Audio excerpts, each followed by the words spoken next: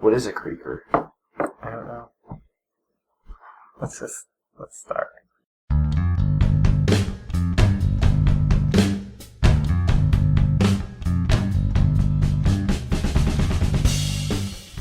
Hey Aficionados, Shawn and Miguel here, and today we are taking a look at a new year-round beer from Ithaca. This is their Creeker Double IPA.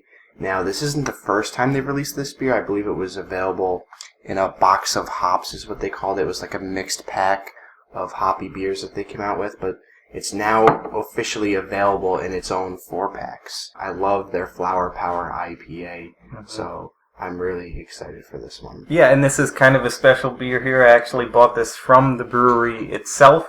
Went on a little tour there. Really nice place, really friendly staff and everything. It's still a pretty small brewery, but I think they're building a new addition. So their beers seem to be doing pretty well, and for good reason. Ithaca Flower Power is a great beer.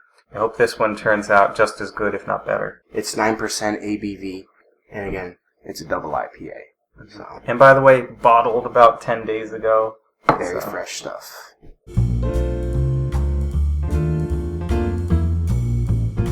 We've got this nice sort of hippie-ish hop illustration. Love Ithaca Brewing, always does kind of the hippie-ish thing, you know, flower power and everything. Ithaca is kind of a hippie-like town.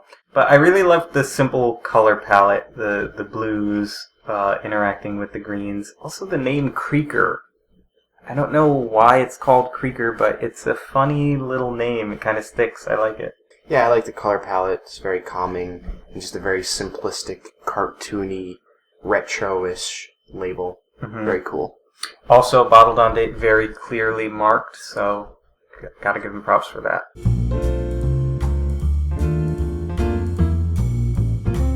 Nice, bright orange, very clear. Almost like an apple juice kind of look.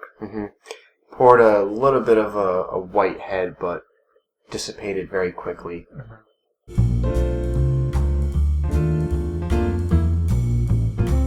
Big grapefruit. Nice pine, too, on the nose, which I really like. Very, zesty. I also get a big pineapple juice character. Very surprisingly sweet smelling. Very bright smelling. Almost succulent-like, very sweet. I would definitely say I'm getting a little bit of a floral character coming through as well. Very, very little, if any, malt coming out of the aroma. Maybe almost like a slight honey-like character.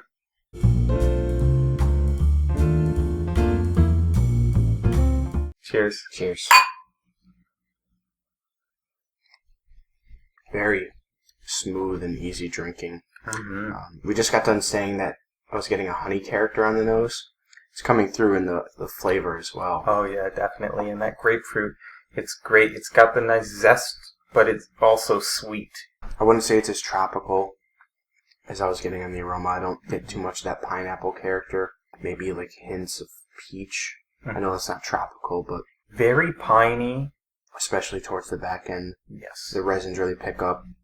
Almost like a green character. Just very leafy and vegetal. I'm getting like a slight caramel brightness to go along with that honey character we were talking about.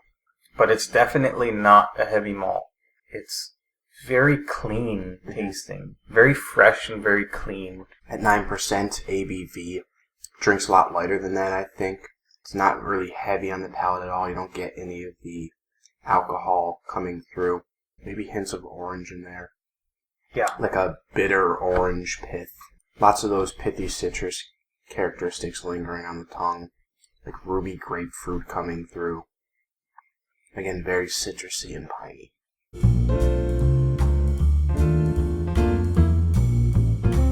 I really, really enjoy this beer. If only for that pininess, that fresh piney quality, which I haven't been getting as much of from IPAs lately. I love how smooth it is. I love how fresh it feels. So it's going to be a 4.5 for me. Not quite a 5, but pretty close. Pretty close. It's a really good one, and you can't go wrong with a 4-pack of this. Yeah, I don't think you can go wrong with trying this one. I think it's a very solid year-round beer. It's one that I could see myself probably revisiting sometime in the future if I'm at the store and I want something that's really easy to get and I don't feel like hunting down for a very rare double IPA. Just a little bit lacking in the hop character. It doesn't really jump out as much as some of the top tier double IPAs out there, but still very easy drinking stuff. I'm going to give it a 4 out of 5. Again, solid beer, not quite top in the double IPA class, but you can't go wrong with trying this one out. So that's going to be an overall Everyday Aficionados rating of 4.25 for this beer. Remember, that's the Everyday Aficionados. And whether it's the Coors, movies, games, or beer. If you're looking for reviews, you can find them right here. Thanks for watching. See you next time.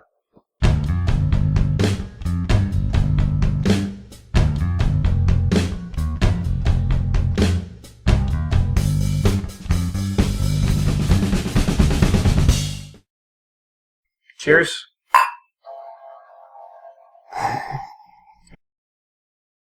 I want to plug the microphone into the USB, you filthy. I had it in the USB. No, you had it in the damn Ethernet slot. What the?